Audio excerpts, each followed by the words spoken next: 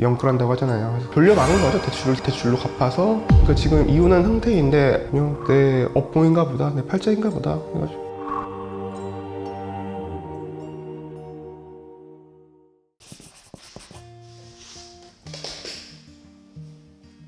저는 강동구 천호동에 거주하고 있고 마케팅 쪽 회사를 다니고 있는 30대입니다.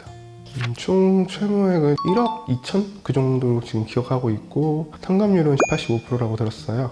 36개월? 네, 36개월. 44만 원 돈? 네, 그 정도 됩니다. 은행 같은 경우는 신한은행이랑 하나저축은행, 롯데캐피탈, 전북은행 이렇게 있었고 그 외 쪽으로는 이제 건설사, 렌터카 업체 그렇게 있었습니다. 은행 쪽으로 이자만 거의 200 가까이 됐어요. 처음에는 오피스텔 분양받을 때 계약금이 부족해서 그걸 대출을 받았어요. 근데 그때 당시에 회사 옮긴 지 얼마 안 돼가지고 재직기간 1년 돼야 대출 심사를 볼 수 있다 이렇게 얘기를 하더라고요. 그러다가 이제 이금융권 그쪽으로 이제 알아보니까 그때는 한 군데 돼가지고 거기서 뭐 울며 거저 먹기로 대출 받았었죠. 그때 당시에 이자가 좀 셌어요. 13%였어요. 어쨌든 이제 집 때문에 영끌한다고 하잖아요. 그래서 그거 이제 이자 갚으려고 처음에는 투잡도 뛰고 하는데 이게 생활하는데 필요한 비용도 필요하다 보니까 근데 제 수입도 늘어나는데 그만큼 못 미쳐요. 그러다 보니까 조금씩 지인들 빌리기도 하고 미안해지니까 대출 같은 것도 소액으로 좀 알아보고 돌려막은 거죠. 대출로 갚아서 그런 식으로 막다 보니까 업체도 늘어나고 계속 이제 압박은 들어오고 압박을 이제 해결해야 되니까 또 대출을 알아보고 이런 게 조금 악순환이 되었던 것 같아요.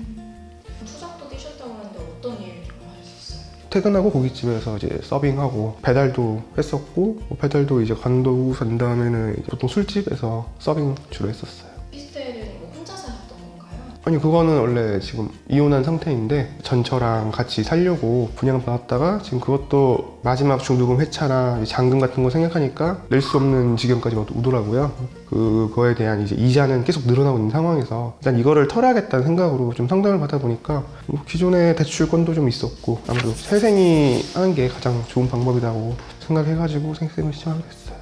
어떤 생활 베이스였는지 궁금해요. 그러니까 지금 이혼한 상태인데 서로 이제 갈 데가 없으니까 일단 같이 동거를 하고 있어요. 저도 이게 신용이 좀 좋지 않아가지고 주로 제 명의 된 신용카드 그런 걸 좀 쓰다 보니까 와이프도 좀 쓴소리가 큰 편이었고 저는 좀 아끼려고 하는데 그게 좀 잘 안 돼가지고 아무래도 조금 멘탈이 좀 약한 친구다 보니까 좀 자기 어떤 정신적인 관리 그런 차원에서 조금 놀러 다니기도 하고 그냥 뭐 이제 차 끌고 뭐 바다를 보러 간다든지 뭐 어디 호텔을 잡고 뭐 1박을 하고 온다든지 그런 식이었죠. 그때는 어쨌든 전처가 조금 이제 멘탈이 좀 케어가 돼야 뭐라도 할 수 있게 되기를 좀 기대하는 그게 있었어요. 그래서 처음에는 그냥 내가 좀 더 힘들고 말지 뭐 이런 마인드였는데 그것도 이제 계속 뭐 한 달이 지나고 안 바뀌고 몇 년이 지나도 안 바뀌니까 결국은 이렇게 됐죠. 원망이라든지 이런 거는 전부 아니세요? 그냥 내 업봉인가 보다, 내 팔자인가 보다 해가지고 그렇게 생각하고 살고 있어요. 굳이 여기서 더 신경 써서 해봤자 바뀌는 건 없잖아요. 그렇기 때문에 그냥 그런가 보다 해가지고. 실례가 안 된다면 MBTI 여쭤봐도 될까요? 저 ISTJ요. 저분은 그 개인의 생신 하는 거 알고 계시나요? 아니 몰라요. 얘기를 해봤자 좋을 게 하나도 없어요. 하는 중이다 이렇게 얘기해봤자 그렇게 썩 좋지 않은 사이인데 굳이 더 안 좋아질 필요가 있을까? 3년만 있다면은 제자리로 돌아갈 수도 있지 않을까라는 생각으로 딱히 얘기는 하지 않았어요. 그 이전에도 한번 얘기는 했었는데 너무 심하게 반대를 하더라고요. 그러면 부모님은 부모님한테 얘기했어요. 부모님이 결혼할 때 조금 많이 대주긴 했는데 그거에 대해서 약간 좀 배신한다는 느낌? 왜 이렇게까지 됐냐 그 일련의 과정들을 설명해야 되고 물론 저의 단점도 있겠지만 전체가 잘못한 것도 있고 그런 걸 다 이제 제가 또 말을 해야 되니까 그것도 생각보다 스트레스더라고요. 그러면 본인만 지금 알고 있는 거죠? 저랑 친구 몇? 네, 돈을 빌렸던 친구한테는 털어놨습니다. 변제할 거예요. 그거는 이제 도의적이라고 생각해가지고 그건 변제하려고 일부러 안 올렸어요. 힘들었던 거는 일단 서류가 조금 번거롭더라고요. 추심이야 그냥 오면은 받아가지고 뭐 언제까지 해결할게요 그런 식으로 좀 무마됐었는데 서류 같은 경우에는 회사를 다니면서 이런 서류를 준비해야 된다는 게 조금 힘들었어요. 물론 제가 해야 되는 부분이 있잖아요.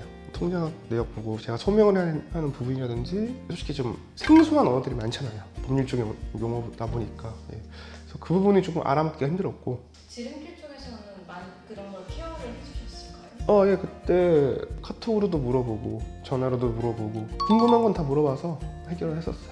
일단 마음은 편해졌죠. 그럼 이제 빚이 탕감이 되고 뭐 쓸데없는 전화도 이제 안 받아도 되니까 그냥 할 거면 빨리 하는 게 좋을 것 같아요. 저도 개인회생을 처음 고민했던 게 한 3월달?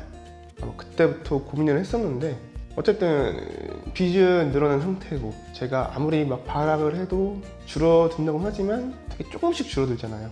그래도 한번 해보자 라는 생각으로 이제 좀 객기 아닌 객기를 부렸다가 결국에는 한 6월 달인가 그때 또 신청을 하게 됐는데 안 될 것 같으면 그냥 회생을 하는 게 맞는 것 같아요. 뭔가 전화나 독촉, 추심에 대한 스트레스 그런 거에 대해서 스트레스가 심하다면은 확실하게 회생 신청하는 게 좋다고 봅니다. 빠르게 최대한. 오늘 영상 도움이 되셨다면 구독 버튼 한 번씩 눌러주시고요. 그리고 이쪽에는 추천 영상도 기다리고 있으니까 시청해주시면 감사드리겠습니다. 안녕!